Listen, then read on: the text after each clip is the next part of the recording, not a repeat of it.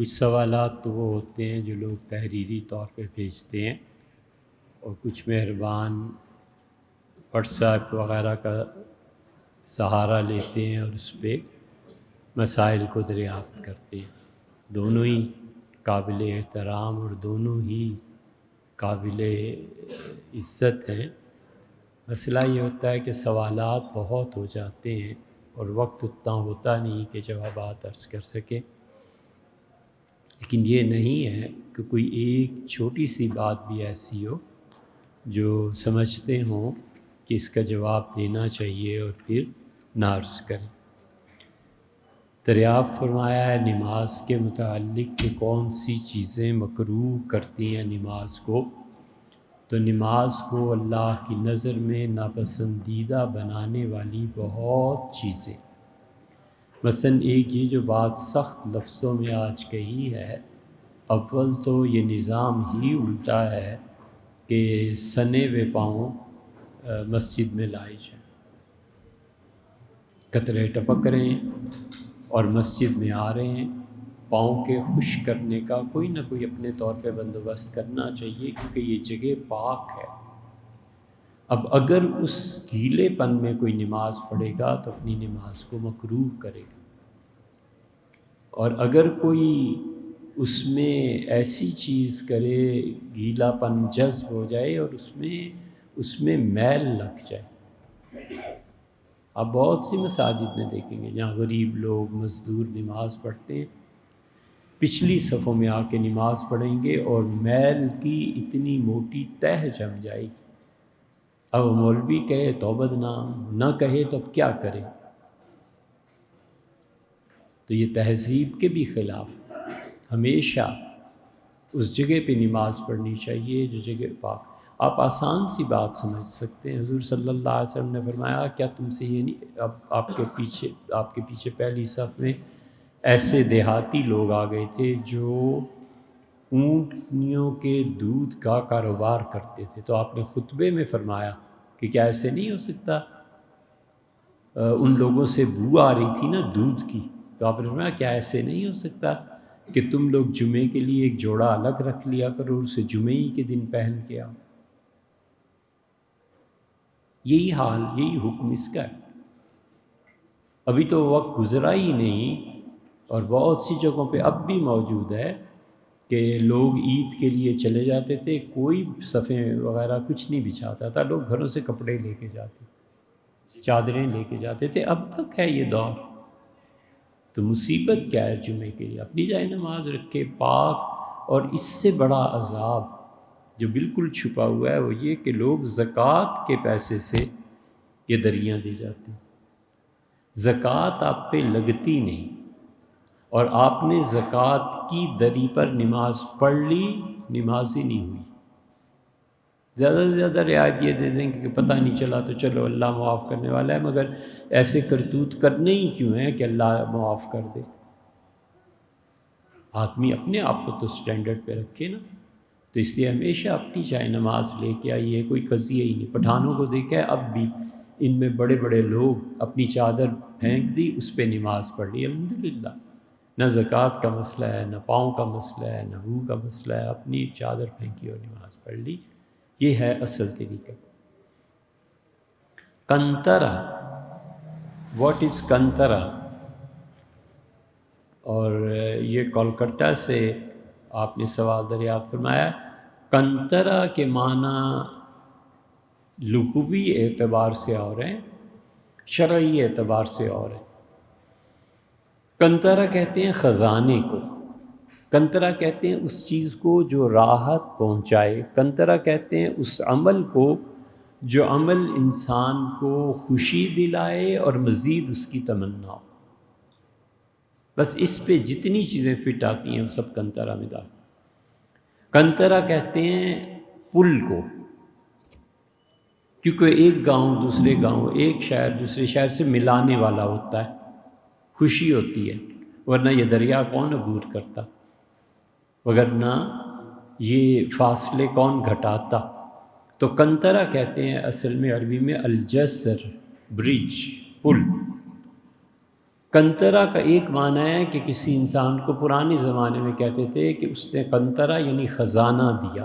وہ کیا ہوتا تھا؟ ایک بیل ذبح کر کے اس کی کھال صاف کر کے اس میں جتنا سونا چاندی بھرا جا سکتا تھا وہ بھر کے بادشاہ سلامت کسی کو دے دیتے تھے، اسے کہتے تھے قنطر۔ قرآن نے اس لفظ کا استعمال کیا ہے، قنطرۃ مقنطرہ، بھرا ہوا مال، خوشیوں کا گہوارہ۔ قنطرہ کہتے ہیں شہر میں رہنا، گاؤں کو چھوڑ دینا، کیونکہ گاؤں میں تعلیم اور تربیت کے وہ مواقع نہیں ہوتے اور زندگی کی وہ سہولتیں مہیا نہیں ہوتی جو زندگی کی سہولتیں شہر میں آرام مہیا ہوتا ہے، قنطرہ اسے کہتے ہیں۔ حضرت صفوان بن امیہ رضی اللہ عنہ جو تھے، حضور اقدس صلی اللہ علیہ وسلم کے صحابہ رضی اللہ عنہ میں، کہتے ہیں ان کے پاس قنطرہ تھا، خزانہ، اور ان کے والد امیہ بھی قنطری کہلاتے تھے، ان کے پاس بھی بہت دولت جمع تھی۔ صفوان رضی اللہ عنہ نے اس دولت کو اسلحے میں تبدیل کر لیا تھا۔ پہاڑی علاقہ، زندگی قبائل پر مشتمل، اس میں تو ظاہر ہے کہ اسلحہ بہت ضروری ہوتا ہے۔ تو صفوان رضی اللہ عنہ نے فتح مکہ پہ اسلام بھی قبول کر لیا تھا۔ پھر حضور صلی اللہ علیہ وسلم کو بہت بڑے غزوہ کی ضرورت پیش آئی جس میں بہت زیادہ آپ کو اسلحہ چاہیے تھا، اور اسلحہ اتنا تھا نہیں، اور ٹکر لگنی تھی عیسائیوں سے۔ تو آپ گئے ان کے اسلحہ خانے میں 300 تو پتہ نہیں تلواریں کے زرے رکھی ہوئی تھی۔ تو حضور صلی اللہ علیہ وسلم نے انہیں کہا کہ ہمیں دے دیں۔ تو صفوان نے کہا کہ غصب یا محمد صلی اللہ علیہ وسلم، اب مکہ فتح کرنے کے بعد میرے اموال پہ، میرے قنطرہ پہ قبضہ کرنا چاہتے ہیں، آپ غصب کریں گے؟ حضور صلی اللہ علیہ وسلم، نہیں، لا بل عاریۃ مضمونہ، میں یہ چیزیں واپس بھی کروں گا اور ضمانت دیتا ہوں کہ آپ کے اسلحے میں سے کوئی چیز، تیر تلوار بیکار ہو گیا تو میں اس کا بدل بھی دوں گا، اسی جیسی چیز لے کے دوں گا۔ تو صفوان رضی اللہ عنہ کے پاس قنطرہ تھا۔ اسی طرح بنو قنطورہ، قنطرہ کہتے تھے ان لوگوں کو، ان بچوں کو جو بہت ناز و نعم میں پلتے ہیں۔ حضور صلی اللہ علیہ وسلم نے بنو قنطورہ ان کو کہا تھا، یہ چین والے جو ہیں۔ حضور صلی اللہ علیہ وسلم نے جو علامتیں بنو قنطورہ کی بتائی تھیں وہ چین والوں میں اب پائی جاتی ہیں اور ترکوں میں۔ اور رسول اللہ صلی اللہ علیہ وسلم آیا تھا، تم قیامت دیکھو گے جب یہ اس علاقے کے لوگ یعنی چائنا کے اٹھیں گے اور یہ قبضہ کر لیں گے بصرہ پہ جا کے۔ چائنا کا جو لشکر افغانستان سے چلے گا وہ جا کر قبضہ پورا کر لیں گے اس پہ، بصرہ پہ۔ انہیں بنو قنطورہ حضور صلی اللہ علیہ وسلم نے فرمایا تھا۔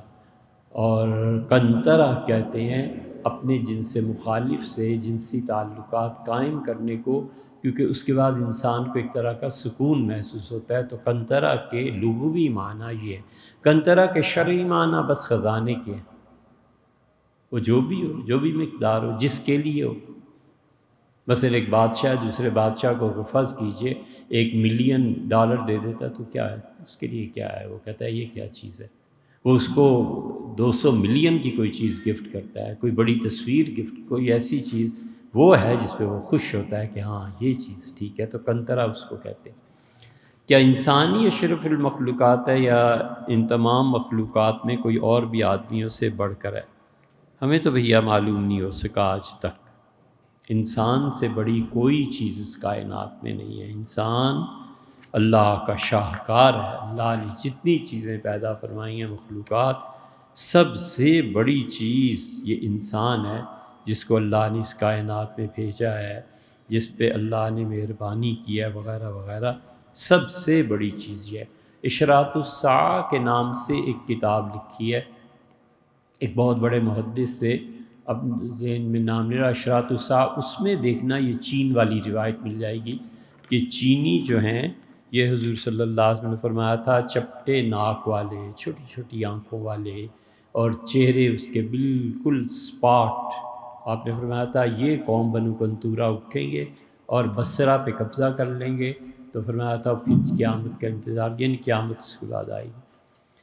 قرب قیامت سے پہلے سفیانی لشکر کی کیا حقیقت ہے؟ زین طاہر صاحب نے فرمایا ہے، اور ایک سوال یہ بھیجا ہے کہ D3 ڈیزائننگ میں جاندار کی شکل یا جسم بنانا کیسا ہے؟ یہ جس سے آپ نے پوچھا اسے یہی نہیں پتا کہ D3 ہے کیا، تو اب کیا کہوں، مجھے نہیں معلوم D3 کیا ہوتی ہے۔ قرب قیامت سے پہلے سفیانی لشکر کی کیا حقیقت ہے؟ سفیانی فتنہ آئے گا قیامت سے پہلے۔ قیامت ظاہر ہے کہ بھی بہت دور ہے، کوئی اتنی جلدی نہیں ہے، اور اس میں محمد بن عبد الرسول برزنجی تھے رحمہ اللہ، مدینہ منورہ کے قاضی تھے، اور ان کا انتقال ہوا تھا 1102 ہجری میں، 1202 1302 1400 3 سال 350 سال پہلے کے بزرگ ہیں۔ تو انہوں نے ایک کتاب لکھی ہے، اس میں انہوں نے اس سفیانی فتنے کا ذکر کیا، اور جگہ بھی ہے، اس میں یہ آتا ہے کہ سفیانی جو ہوگا وہ اٹھے گا، اس کا لشکر ایک گروہ ہوگا، اور اس سے مہدی تشریف لا چکے ہوں گے، اور رسول اللہ صلی اللہ علیہ وسلم نے بتایا ہے کہ وہ گروہ جو ہوگا اس کی بڑی علامت تم دیکھو گے کہ ان کا جو قائد ہوگا وہ خدا کے دین سے بالکل منکر ہوگا اور بے دریغ قتل کرے گا، اس سے مہدی آ چکے ہوں گے، اور مسلمانوں کو شدید نقصان بھی پہنچائے گا، اور شام اور مصر اس کے علماء کو شہید کر دے گا، جو ہتھے چڑھا سو مار دے گا، وہ سفیانی ہے۔ اور اس میں انہوں نے لکھا ہے کہ زمین میں اتنا فساد پھیلے گا کہ وہ جامع مسجد دمشق پہ قابض ہو جائے گا، اور دمشق کی جو جامع مسجد ہے اس کے محراب میں وہ ایک عورت کو جو بھی ہوگا تو اسے کوئی کہے گا کہ خدا سے ڈرو، یہ خدا کا گھر ہے، اور محراب میں یہ حرکت کر رہے ہو، تو اسے بھی قتل کر دے گا، اور اس کے ماننے والے جتنے بھی مسلمان ہوں گے جو اس کے بولنے والے کے حق میں بات کریں گے مسجد میں، سب شہید کر دیے جائیں گے۔ لیکن یہ فتنہ تھوڑے عرصے کے لیے ہوگا، دب جائے گا، کیونکہ حضرت مہدی تشریف لا چکے ہوں گے۔ فرض اور واجب میں کیا فرق ہے؟ بھیا یہ علمی بحث ہے، لیکن آپ سے عرض کر دیتے ہیں کہ فرض اسے کہتے ہیں جو قطعی اور یقینی دلیل سے ثابت۔ جمعہ فرض ہے، اللہ تعالیٰ نے فرمایا آؤ جمعے کی نماز کے لیے وذروا البیع، اور چھوڑ دو جو چیزیں جو تمہیں خرید و فروخت کی چیزیں نماز میں مانع ہیں، رکاوٹ ہے، انہیں چھوڑ دو، یہ فرض ہو گیا۔ اور فرض کا انکار یہ کفر ہے، ایک آدمی سرے سے جمعے ہی کو نہ مانے، یہ کفر ہے۔ اور واجب جو ہوتا ہے اس میں کفر کا حکم نہیں لگتا، واجب کے دلائل فرض کے دلائل جیسے قطعی نہیں ہوتے، ان دلائل میں وہ حدیث سے ثابت کیے جاتے ہیں۔ اب حدیث کی کتنی قسمیں ہیں، کس حدیث سے کیا چیز ثابت کی جاتی ہے، وہ ایک الگ مسئلہ ہے، یہ علمی بحث ہے، لیکن واجب کا منکر کافر نہیں ہوتا۔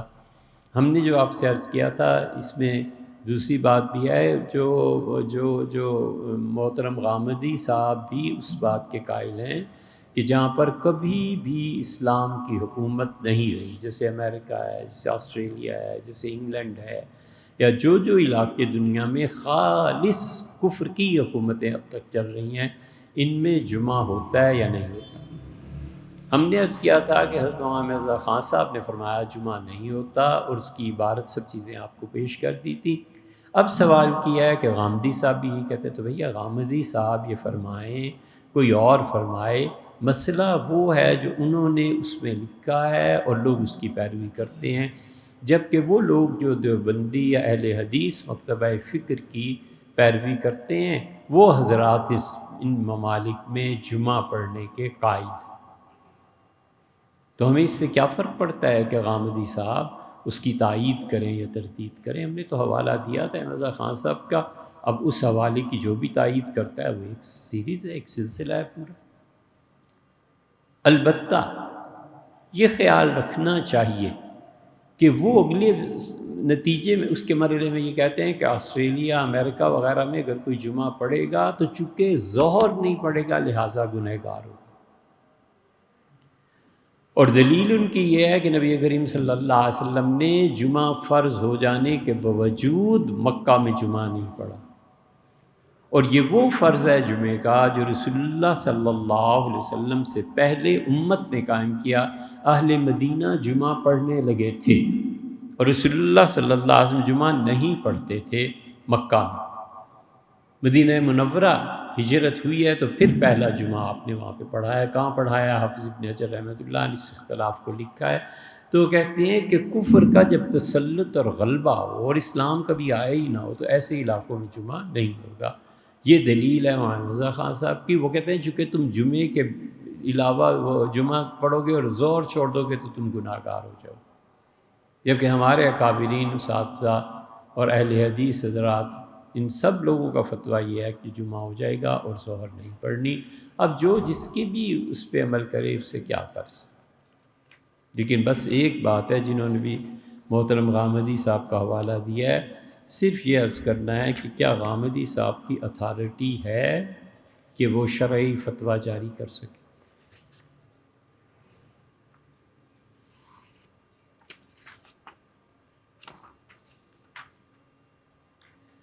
مسجد میں تبلیغی حضرات فضائل اعمال کی تعلیم کے وقت جو قرآن پڑھ رہے ہوتے ہیں تو ان سے کہتے ہیں کہ قرآن بعد میں بھی پڑھ سکتے ہیں، پہلے تعلیم میں شرکت کرو۔ یہ بھیا آپ کا اپنا مسئلہ ہے، ہم اس میں کچھ نہیں کہتے، آپ کی مسجد کے جو بھی حالات ہوں، لیکن ہمیں یہ معلوم ہے کہ اصولی طور پر علم کو عبادت پہ ترجیح حاصل، یعنی سارے حنفیہ اس بات کے قائل ہیں، وہ کہتے ہیں کہ علم کو عبادت پر ترجیح حاصل ہے۔ مثلاً یہ کہتے ہیں کہ ایک آدمی ساری رات نفل پڑھتا رہے، ایک آدمی 5000 مرتبہ قل هو اللہ پڑھتا ہے، اس سے بہتر وہ شخص ہے جو ایک شریعت کا مسئلہ سیکھ۔ مثلاً آج آپ میں سے کسی نے یہ مسئلہ سیکھا ہوگا کہ جب فرش گیلا ہو یعنی بو آ رہی ہو اس میں تو اس میں نماز نہیں پڑھا کرتے، جائے نماز اپنی۔ یہ ایک مسئلے کا سیکھ لینا، صرف علم کا ہو جانا، یہ ہمارے فقہا کے نزدیک فتاوی علمگیری میں لکھا ہے 5000 مرتبہ قل هو اللہ سے افضل۔ ہمارے حضرت مولانا سید سلیمان ندوی رحمۃ اللہ علیہ نے بہت اچھی اس کی مثال دی۔ سید صاحب فرماتے تھے کہ 2 نفل پڑھ لیے اور ایک آدمی نے مسئلہ سیکھ لیا، دونوں میں یوں سمجھو کہ 2 نفل اس نے پڑھ لیے، ایک آدمی آیا غریب ہے، یہ ہے وہ ہے، آپ نے کہا یہ لو 100 روپے، پھر آ گیا غربت ہے، پھر 100 دے دیے، پھر آ گیا، پھر آپ نے اسے ایک دن بٹھا لیا اور کہا یار مجھ سے کپڑے سینا سیکھ لو، میں تمہیں مفت میں سکھا دوں، مجھ سے پیالہ بنانا سیکھ لو کہ مٹی سے کیسے بنتے ہیں پیالے، مجھ سے کرسی کی کسی چارپائی کی بنائی سیکھ لو، میں تمہیں بتاتا ہوں بنتے کیسے ہیں۔ تو انہوں نے کہا جو فرق ان دونوں میں ہے نا وہی فرق نفل پڑھنے والے میں اور علم سیکھنے والے میں، یہ ہے بنیادی فرق۔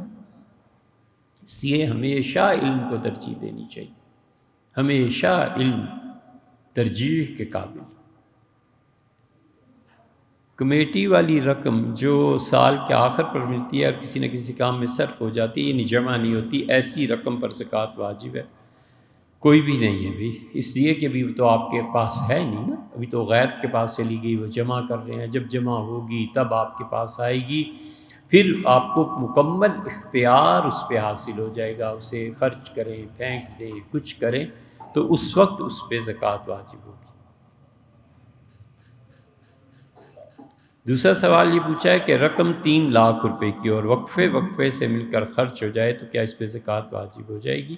اس پہ بھی زکوٰۃ نہیں، ہم یہ سمجھیں اس سے جیسے کرائے کا مکان ہے تو ہر مہینے 3 لاکھ کرایہ مل جاتا ہے، تو آخر پہ پہنچ کے 36 لاکھ ہو جائے گا، اب 3 لاکھ کرایہ ملا، مہینے میں خرچ ہو گیا، اب کوئی زکوٰۃ نہیں ہے۔ اسی طرح کسی انسان نے کسی کو پیسے دے رکھے ہیں، وہ کہتا ہے ہر مہینے اتنا قرض کی صورت میں واپس کر دوں گا، تو اب وہ امید یقین بھی نہیں ہے، تو اس پہ بھی غیر یقینی صورتحال میں بھی زکوٰۃ واجب نہیں رہتی۔ اور جو بھی اصل اصول کی بات ہے وہ سمجھنا چاہیے کہ زکوٰۃ کا ہمیشہ چاند کے حساب سے کوئی دن متعین کرنا چاہیے۔ میں ہمیشہ اپنی زکوٰۃ 10 ربیع الاول کو دوں گا، میں ہمیشہ اپنی زکوٰۃ 15 شعبان کو دیا کروں گی، کوئی ایک چیز متعین کرنی چاہیے۔ اس دن جتنا مال ہے نا سب پہ زکوٰۃ دے دیں، چاہے اس سے پہلے۔ بس اس نے کہا میں 14 شعبان کو زکوٰۃ دوں گی، 13 شعبان کو بھی اگر پیسے آئے ہیں تو 14 تک ہیں، سب پہ زکوٰۃ آ جائے۔ یہ آسان اصول ہے۔ اور 15 شعبان ہو گئی، 13 کو آئے پیسے، 14 کو زکوٰۃ دی، 15 شعبان کو 10 لاکھ کچھ زکوٰۃ نہیں ہے، اس لیے کہ اب وہ زکوٰۃ کی تاریخ ہی گزر گئی ہے۔ یہ آسان فارمولہ ہے، بہت سے مسائل اس سے حل ہو جاتے ہیں۔ کوئی ایک شیخ سے بیعت ہے اور دوسرے شیخ سے بھی اسے الفت اور محبت ہے اور ان کی بیعت کرنا چاہتا ہے، کیا یہ جائز ہے؟ یہ اپنے اپنے حالات پہ مشتمل ہے۔ ہمارے حضرت علی میاں صاحب رحمۃ اللہ علیہ چونکہ بہت زیادہ استغنا اور بیعت اور یہ ان چیزوں سے کوئی وہ تھی نہیں کہ کوئی ضروری ہمارا آ کے بیعت ہو جائے، وہ اجازت دے دو، فرماتے جہاں نفع دیکھو وہاں چلے جاؤ۔ ہمارے مشائخ ایسے بھی جو کہتے تھے اس طرح نہ کرو ورنہ تمہاری طبیعت ایک جگہ ٹکے گی نہیں، تربیت ہو نہیں سکے گی۔ اور یہ بھی بہت جگہ ہے، صوفیہ اپنے شیخ کے انتقال پہ دوسرے شیخ اور تیسرے شیخ، آپ کے سامنے جو معروف نام ہے جو مشہور ہیں وہ رکھ دیتا ہوں۔ حضرت تقی عثمانی صاحب کو دیکھیے، اللہ سلامت رکھے، وہ حضرت ڈاکٹر عبداللہ صاحب، انہوں نے بیعت کی درخواست اپنے والد مفتی محمد شفیع صاحب رحمۃ اللہ علیہ کی تھی۔ انہوں نے فرمایا بیٹے باپ اور بیٹے کا تعلق ایسا ہے کہ بیعت مناسب نہیں رہتی، بعض چیزوں پہ روک ٹوک بھی ہوتی ہے، تو پھر یہ نازک رشتہ ہے۔ تو پھر انہوں نے کہا کہ حضرت ڈاکٹر عبدالحی صاحب حضرت تھانوی رحمۃ اللہ خلیفہ ہیں اور ان سے بیعت ہوئی، ادھر سے بیعت۔ ان کے انتقال پر پھر وہ حضرت جلال آباد والے تھے، کیا نام تھا ان کا، اور مسیر اللہ خان صاحب رحمۃ اللہ، ان سے بیعت ہو، انہوں نے ان سے تعلق قائم کر دیا۔ پھر سنا ہے جس کی کنفرمیشن نہیں ہے کہ دوسرے کے بعد تیسرے شیخ سے بھی انہوں نے عرض کیا کہ حضرت میرے پہ خیال رکھیں، میری کوئی چیز شرع کے خلاف تو مجھے بتا دیا کریں وغیرہ وغیرہ۔ تو اس لیے ان چیزوں میں حرج نہیں ہے، لیکن اگر طبیعت ایسی ہو کہ کہیں دلی نہ جمے اور ہر جگہ اعتراض ہی اعتراض پیدا ہوتے ہوں تو یہ قابل اصلاح ہے، خود یہ چیز قابل اصلاح ہے۔ اللہ نے اعتراض اور نفع ان دونوں کو جمع ہی نہیں کیا۔ ہم نے اپنے مشائخ میں بہت سو کو دیکھا، مولانا سعد مدنی صاحب کو ہم نے دیکھا بیعت ہی نہیں کرتے تھے۔ تو ایک مرتبہ کسی وجہ سے عرض کیا تو انہوں نے فرمایا کہ اندازہ ہو جاتا ہے کہ اس شخص کو تو مجھ پہ تنقید سے ہی فرصت نہیں ملے گی، اس لیے کیوں اس کی عاقبت خراب کرے، کل کو مجھے ہی برا کہنے لگے گا تو بری بات ہے نا، بغیر دلیل کے کسی کو برا کہنا۔ تو سمجھایا تھا کہ اس لیے میں بیعت ہی نہیں کرتا بعض لوگوں۔ یہ سب چیزیں ہوتی ہیں لیکن محبت اصل ہے۔ تراویح کے دوران اگر کھڑے کھڑے تھک جائیں تو کیا بیچ میں 2 یا 4 رکعت بیٹھ کر پڑھ سکتے ہیں؟ بالکل پڑھ لیجئے، لیکن تراویح ہوتی ہی کتنی ہے جو تھکن ہو جائے، عمر کیا ہے ابھی تھکن کی؟ مشکل سے 10 منٹ کھڑے ہونا ہے، 15 منٹ کھڑے ہونا ہے۔ اب وہ دور نہیں رہا، ورنہ مثال دیتے کہ جو پہلا شو ہوتا تھا نا اس کے ٹکٹ کے لیے کیا کیا ہوتا تھا۔ رمضان المبارک میں ائمہ حضرات جس تیزی سے نماز پڑھاتے ہیں تو رکوع اور سجدے میں ایک مرتبہ بھی خشوع کے ساتھ تسبیح بمشکل ادا کی جا سکتی ہے، اگر جلدی پڑھیں تو شاید 3 مرتبہ پڑھی جا سکے۔ پوچھنا یہ ہے کہ خشوع کے ساتھ ایک ہی دفعہ پڑھ لینا افضل ہوگا یا جلدی 3 دفعہ؟ 2 دفعہ پڑھ لیا، ایک مرتبہ تو بہت ہی زیادہ ضروری ہو جاتی ہے اور دوسری مرتبہ سنت موقدہ تک بات پہنچ جاتی ہے، اس لیے 2 دفعہ۔ لیکن جو امام ہے نا انہیں اپنی اصلاح کرنی چاہیے، نماز اطمینان سے پڑھنی چاہیے۔ حضور صلی اللہ علیہ وسلم نے فرمایا تم اپنے پروردگار کے سامنے کھڑے ہوتے ہو اور دیکھو تم اللہ کی بارگاہ میں حاضر ہو، اور تم میں سے جو رکوع کرے فعظموا ربکم، اپنے پروردگار کی بڑائی کو بیان کرو، واما سجودکم، میں تمہیں منع کرتا ہوں کہ سجدے میں اور رکوع کی حالت میں قرآن نہ پڑھنا۔ رکوع میں اپنے رب کی عظمت بیان کرو، اس کی بزرگی بیان۔ حضور صلی اللہ علیہ وسلم کبھی کبھی پڑھتے تھے سبوح قدوس ربنا ورب الملائکۃ والروح، کبھی حضور صلی اللہ علیہ وسلم پڑھتے تھے اللہم لک رکعت وبک آمنت ولک اسلمت۔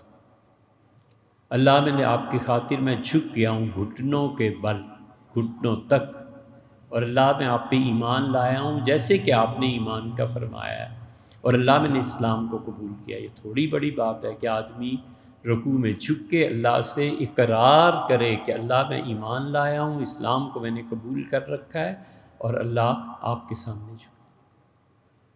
حضور صلی اللہ علیہ وسلم جب یہ آیت نازل ہوئی فسبح بسم ربک العظیم، اور اپنے پروردگار کی تسبیح بیان کرو، عظمت والا پروردگار، تو آپ نے اجعلوہا فی رکوعکم، لوگوں رکوع میں یہ پڑھا کرو فسبح بسمک العظیم سبحان ربی العظیم۔ اور جب یہ آیت نازل ہوئی سبح اسم ربک الاعلی، تو آپ نے فرمایا اسے سجدے میں رکھ لو، سبحان ربی الاعلی۔ آپ نے فرمایا جب تم سجدے میں جاؤ تو پھر دیکھو سب سے زیادہ دعائیں مانگا کرو نماز کے سجدوں میں، اور بہت قریب تم پہنچ جاتے ہو اس بات کے کہ تم سجدے میں دعا مانگو اور اللہ پھر اس دعا کو قبول نہ کرے، بہت قریب ہو جاتے ہو تم کہ اللہ اس کی دعا کو قبول کر لے جو تم نے سجدے میں مانگی۔ سجدے میں اللہ کی تعریف کرنا، زیادہ سے زیادہ دعائیں مانگنا۔ حضور صلی اللہ علیہ وسلم سجدے میں دعا تلقین فرماتے تھے، اللہم اکفنی فی کل مہم من حیث شئت ومن این شئت، اللہ زندگی کی مشکلات تو حل کر دے، من این شئت جیسے تو حل کرنا چاہے، اللہم اکفنی فی کل مہم من حیث شئت ومن این شئت، اللہ جو بھی سبب تو اختیار کرے، جو بھی وسیلہ بنائے، مجھے تو اللہ یہ چاہیے کہ میری مشکلات حل ہو جائے۔ کتنی تفویض ہے، اپنے آپ کو اللہ کے سپرد کرنا ہے۔ یہ نہیں کہتا کہ اللہ فلاں کے دل میں یہ ڈال دے تو فلاں مجھے اتنے پیسے، کہتا ہے اللہ جیسے چاہیں، مجھے تو مطلوب یہ ہے کہ میری مشکلات حل فرما دے۔ حضور صلی اللہ علیہ وسلم نے بتایا سجدے میں یہ بھی دعا مانگ، اللہ اللہ ربی لا اشرک بہ شیئا۔ حضرت اسماء رضی اللہ عنہ بیوہ ہو گئی تھی جعفر رضی اللہ عنہ سے، پھر ان کی دوسرا نکاح تو بکر رضی اللہ عنہ سے ہوا تھا، پھر بیوہ ہو گئی تھی، پھر تیسرا نکاح سیدنا علی رضی اللہ عنہ سے ہوا تھا، پھر بیوہ ہو گئی تھی۔ تو امیر المومنین سیدنا علی رضی اللہ عنہ سے نے کہا تھا کہ میں چاہتی ہوں کہ جنت میں بھی آپ کے ساتھ رہوں۔ تو پھر فرمائیں دو باتیں، ایک تو فرمایا کہ اس کے لیے پھر یہ ضروری ہے کہ میرے بعد چوتھی شادی نہ کرنا۔ پھر ایک دن ارشاد فرمایا کہ میرے بعد معاویہ تمہیں پیغام بھیجیں گے، تو ان کے پیغام کو قبول نہ کرنا، میرے ساتھ ہی رہو گی جنت۔ تو سیدنا معاویہ رضی اللہ عنہ واقعی پیغام بھجوایا۔ حضرت معاویہ رضی اللہ عنہ رکھ رکھاؤ میں، لوگوں کے ساتھ تہذیب میں، ان چیزوں میں بہت بہت بلند مقام تھا۔ حضرت معاویہ رضی اللہ عنہ نے پیغام بھجوایا تو انہوں نے کہا نہیں، اب نہیں ہے ایسے، کیونکہ سیدنا علی رضی اللہ عنہ سے میں وعدہ کر چکی۔ تو مصائب زندگی میں زیادہ آئے نا۔ حضرت عمر رضی اللہ عنہ کے ساتھ ایک مرتبہ، کیا لفظ استعمال کروں، خالص اردو بولیں تو پیچ پڑ گیا تھا۔ سیدنا عمر رضی اللہ عنہ نے حفصہ رضی اللہ عنہ سے پوچھا، دونوں باتیں کر رہی تھیں گھر میں، تو گزرے، فرمایا بیٹی یہ کون آئی ہیں؟ انہوں نے کہا اسماء۔ فرمانے لگی اچھا یہ وہی اسماء جو حبشہ چلی گئی تھی، اور ہماری ہجرت مدینہ منورہ کی ہے، ہماری ہجرت اچھی ہے، ان کشتی والوں کی ہجرت سے چلے گئے تھے حبشہ۔ مطلب یہ تھا کہ وہاں تو بادشاہت تھی، سکون تھا، ہم یہاں ہر لمحہ جہاد میں تھے۔ اسماء رضی اللہ عنہ ناراض ہوئی، ان کا عمر ٹھہرو، تم اپنی ہجرت کو افضل قرار دیتے ہو، تمہاری ہجرت کس چیز میں افضل ہے؟ یہاں تو حضور صلی اللہ علیہ وسلم موجود تھے، جب چاہتے تھے مسئلہ پوچھ لیتے، ہمیں وہاں حبشہ میں کون مسئلے بتاتا؟ اور تمہاری ہجرت کیا ٹوٹا تھا؟ حضرت رسالت پناہ صلی اللہ علیہ وسلم کی ہستی میری ساری چیزوں کے لیے کافی تھی، ہم وہاں کس کے آسرے پہ زندہ تھے؟ ٹھہرو تم، میں تمہارا فیصلہ کروا کے رہوں۔ اسماء رضی اللہ عنہ حضور صلی اللہ علیہ وسلم کے پاس چلی گئی۔ سیدنا عمر رضی اللہ عنہ سمجھ گیا کہ مسئلہ پیش میں پڑ گیا، وہ بھی حاضر ہوئے۔ تو حضور صلی اللہ علیہ وسلم نے ساری بات سنی، اور آپ نے فرمایا اسماء تمہاری ہجرت عمر کی، ہم لوگوں کی، ان لوگوں کی ہجرت سے 2 گنا افضل ہے۔ فرمایا مدینہ والوں کی ہجرت سے زیادہ بہتر ہجرت ہے جو تم نے وہاں کی ہے۔ آپ نے فرمایا تم سچ کہتی ہو، تمہیں مسئلہ پوچھنے کو کوئی نہیں ملتا تھا، تم سچ کہتی ہو کہ کوئی آسرا ایسا نہیں تھا اور میں مدینہ منورہ میں موجود تھا۔ اسماء رضی اللہ عنہ اتنی خوش ہوئی، عمر بھر یہ حدیث لوگوں کو سناتی تھی اور کہتی تھی میں نے عمر کا مقابلہ کیا، دیکھو حضور صلی اللہ علیہ وسلم افضل۔ اور ابو موسیٰ اشعری رضی اللہ عنہ یہ حدیث سناتے تھے، حدیث میں آیا ہے جہاز، بحری جہاز بھر بھر کے آتے تھے حبشہ کی ہجرت والوں کے، اور آ کے کہتے تھے ہمیں واقعہ سنائیں، حضور صلی اللہ علیہ وسلم ہماری ہجرت کو افضل قرار دیا۔ تو اس لیے یہ جو اسماء رضی اللہ عنہ کو اتنے دکھ دیکھنے پڑے نا، تو انہوں نے عرض کیا تھا کہ مجھے کوئی دعا سکھا دیں۔ آپ نے میں ہمیشہ یہ پڑھتی رہا کرو، اللہ ربی، اللہ اور صرف اللہ ہی میرا پروردگار ہے، لا اشرک بہ شیئا، میں اس کے ساتھ شرک نہیں کروں گی۔ بہت بڑی بات۔ مطلب یہ ہے کہ مفتی جس پہ شرک کا فتویٰ نہ دیں اس پہ بھی میں شرک نہیں کروں گی۔ مثلا اللہ تجھ پہ ایسا بھروسہ کروں گی کسی کے سامنے ہاتھ نہیں پھیلانا، عزت نفس برقرار رہے، غیرت برقرار رہے۔ اللہ آپ ہی سے کہنا ہے آپ میرے مسائل حل کریں، میں کسی انسان کے در پہ جانے کو تیار ہی نہیں ہوں۔ اللہ کوئی بادشاہ، کوئی سفیر، وزیر، بڑا کچھ نہیں ہے، میرے رب میں آپ کی در پہ حاضر ہوں، میرا مسئلہ حل کر دیں، میں کسی کو نہیں جانتا اور کسی سے میرا تعلق نہیں۔ یہ مراد ہے، اور بہت بڑی چیز ہے، عزت نفس انسان کی قائم ہے۔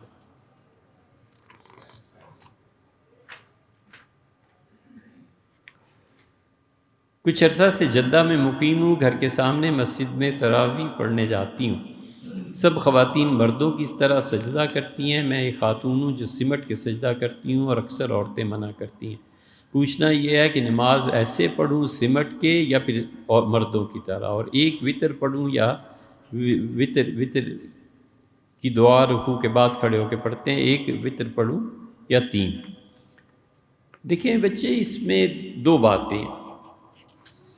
یاد رہے کہ ہمارے حنفی فقہا اس کے سخت مخالف ہیں کہ کوئی عورت مسجد میں جا کر نماز پڑھے، اصولی بات یہ، اور سیدنا عمر رضی اللہ عنہ کے اس فتوے پر عمل کرتے ہیں جو فتویٰ امیر المومنین رضی اللہ عنہ نے عورتوں کی مسجدوں میں آنے کی ممانعت پر دیا تھا، اور فرمایا تھا کہ اپنے گھر میں تم عورتیں نماز پڑھو، اور عمر گارنٹی دیتا ہے کہ حضور صلی اللہ علیہ وسلم کی اس مسجد نبوی سے افضل وہ نماز ہے جو تم گھر پڑھو۔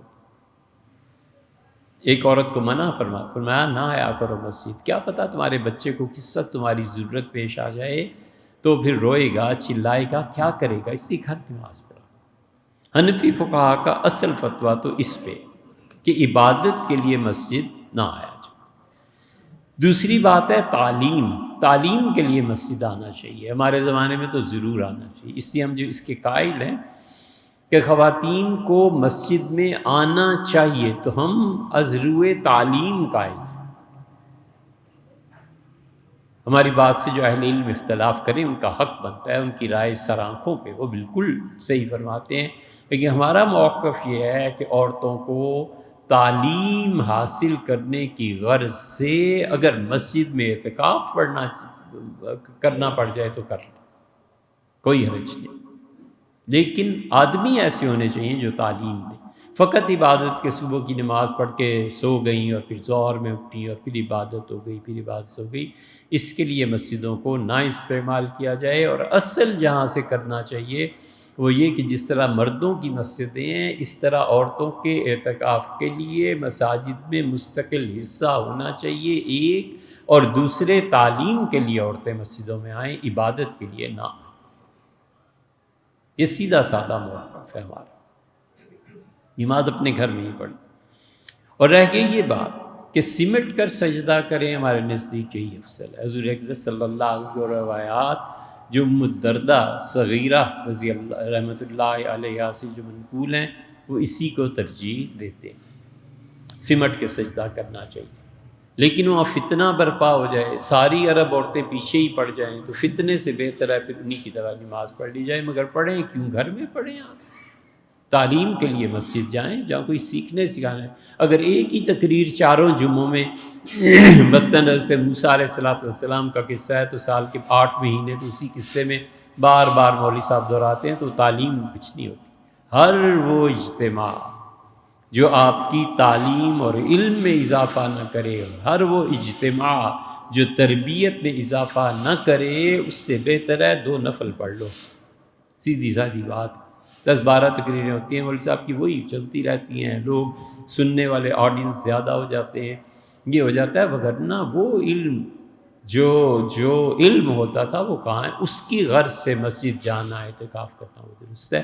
سجدے تیسری بات جو آپ نے پوچھی ہے کہ وطر، ہمارے نزدیک وطر جو ہیں وہ 3 ہی پڑھنے چاہیے، وہی چیز ہے جو فتوے میں ہے، اور کسی وجہ سے ان کی ابتدا میں نماز ادا کر لی، یعنی 2 وطر وہ پڑھتے ہیں، پھر 1 وطر کھڑے ہو کے پڑھتے ہیں، تو اب اس کو دہرایا نہ جائے۔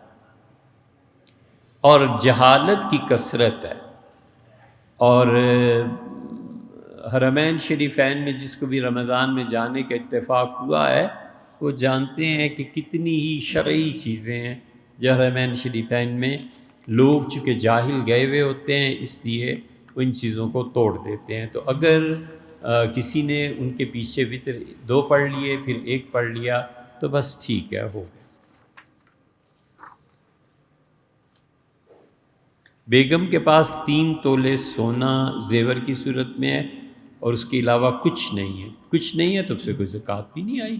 3 تولے پہ تو زکوٰۃ نہیں ہوتی نا۔ زکوٰۃ کا نصاب سونا ہونا چاہیے 7.5 تولے، کیونکہ وہ تنہا ہے، سونے کے علاوہ آپ نے تعریف فرمایا کچھ نہیں۔ اگر ابلیس سجدہ کر لیتا تو کیا ہوتا؟ کراچی پہ آسمان گر جائے تو پھر کیا ہو جائے؟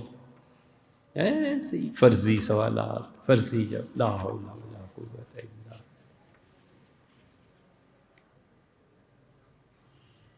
آپ کا نظام تعلیم کا بدل کے کوئی اسلامی نظام ہو جائے تو پھر کیا ہو جائے؟ سوچنے کی بات ہے نا۔ کل کو یہ بھی لکھ لیجئے کہ اگر خالہ پھوپھی ہو جائے تو پھر کیا ہو جائے؟ ماموں چچا ہو جائیں تو پھر کیا ہو جائے؟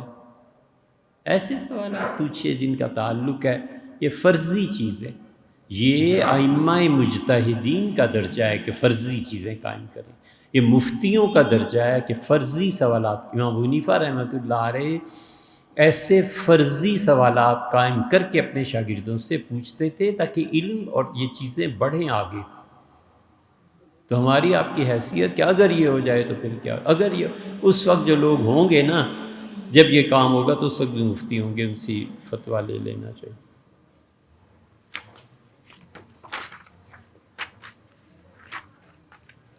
عربوں میں جاب کرتا ہوں، مقیم ہوں، عید پہ چھٹی پہ آنا ہوتا ہے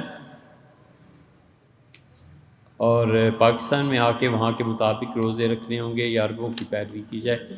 اعجاز صاحب، فرض کر لیجئے کہ سعودی عرب میں 30 روزے پورے ہو جاتے ہیں، تو یہاں آ کر لوگوں کے 30 روزے پورے نہیں ہوئے نا، انہوں نے تو بھی رکھنے ہیں، چاہے 1 روزہ رکھے تو چاہے 2 روزے رکھے، وہ اس کو پورا کرنا ضروری ہے۔ 31 روزے ہو جائیں گے، 32 روزے ہو سکتے ہیں۔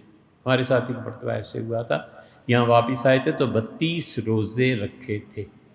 سعودیہ کا اور پاکستان کا 2 دن کا فرق تھا، تو جہاں آپ رہتے ہیں وہ رویت شرعی طریقے سے جو بھی ثابت ہو اس کے مطابق حکم ہوگا۔